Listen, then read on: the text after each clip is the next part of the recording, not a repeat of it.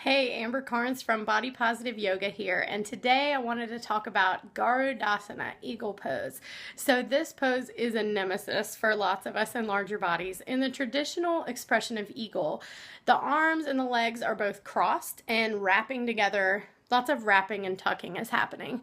But if you're in a larger body, if you've got bigger thighs, bigger upper arms, maybe even a big chest, this can prevent being able to wrap and tuck things. So that doesn't mean you can't practice eagle pose. It just means you need a different variation on eagle.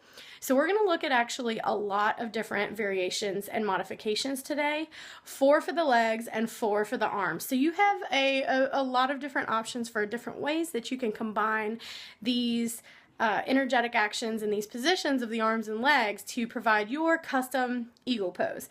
So we're going to work at the wall, we're going to talk about working on balance, and so maybe just at first, maybe just try the arms, maybe just try the legs. Usually when I introduce this to my students, we do one or the other, and we tend not to introduce it all at once. So I like to really give people progressions that they can work on and feel like they've mastered something, or they really get it in their body before we move on to something else. So maybe start with the legs. Work on that, see what option feels best in your body, and then if you like, you can just keep hands at heart center. Maybe you're at the wall with a hand on the wall. Maybe you want to add in one of the arm combinations. So lots of things to try here. Let's go look at Garudasana. Okay, we have 4 options for the legs, 4 options for the arms. First option for the legs is a really supported version, and you need a block. So what I'm going to do is put my right hip towards the wall and just press my hand against the wall, and then cross my right leg over the left and rest my toe right on the block. And this way, you can still be pretty supported if you need more assistance with your balance. You got the wall, you got the block, you're not going to go flying. You can work on squeezing the legs together and then sinking the weight into the heel, deciding if you're going to stay here and work at the wall or bring the hands to heart center, or try one of the other arm combinations that we're going to look at. So that's version 1 for the legs. Version 2 is just to cross the thighs together like the traditional expression of eagle, but don't worry about wrapping that top foot around the calf of the back leg. So you can work at the wall, stick your butt on the wall, or just stick a hand out to brace yourself.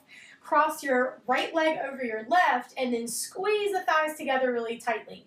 Then work on either at the wall, sitting down into the pose, squeezing everything in, and then taking one of the variations of the arms. So just don't worry about tucking and wrapping that top foot. That's number 2. For number 3, you can do what is called eagle prep, or sometimes it's referred to as standing pigeon. So again, pick up the foot, cross it over so the ankle comes past the knee of the other leg, and then make this figure 4 with the legs. So this is going to bring some opening into this hip. You can keep working the knee down toward the floor, and then again, you can start to sit back into your pose, do whatever you're going to do with the upper body, and lift up through the chest. The final option is, instead of crossing the right leg over the left, is to tuck the right behind the left. So instead of crossing the thighs together, you just take the foot of the right leg and tuck it behind the calf of the left. Then squeeze the thighs together. Then you can sit back, same energetic actions. So this way, if for some reason your legs don't want to cross, if your thighs are bigger, that's giving you trouble, just try tucking one foot behind the other, and then you can still do all the same things in eagle pose. So let's take a look at the combinations for the arms.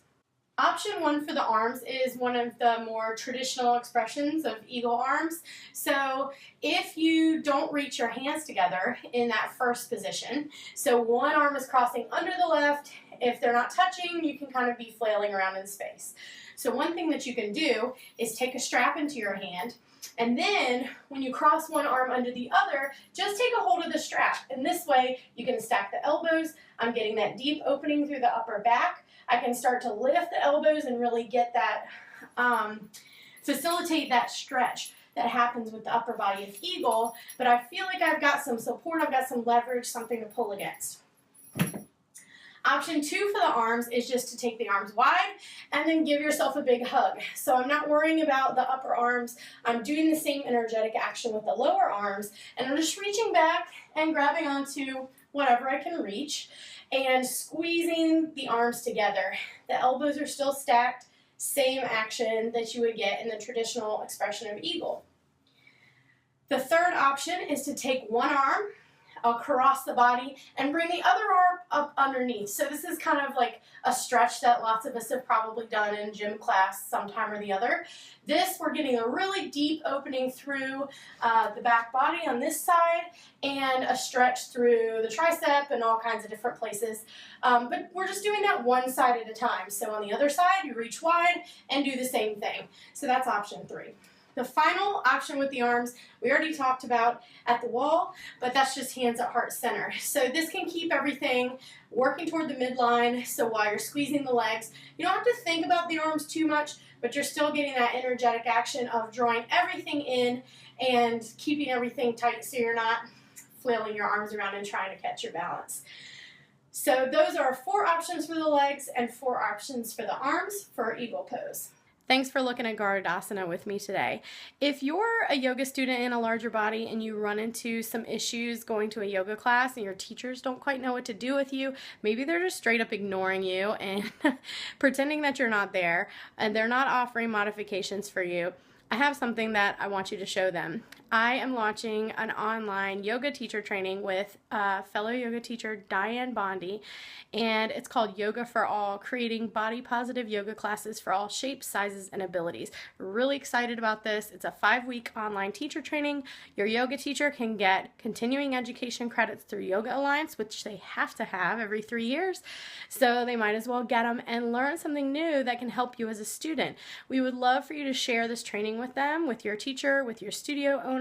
It's got lots of good information in there about how to make classes more body positive and how to teach yoga to you in a larger body or maybe in an injured body or a disabled body.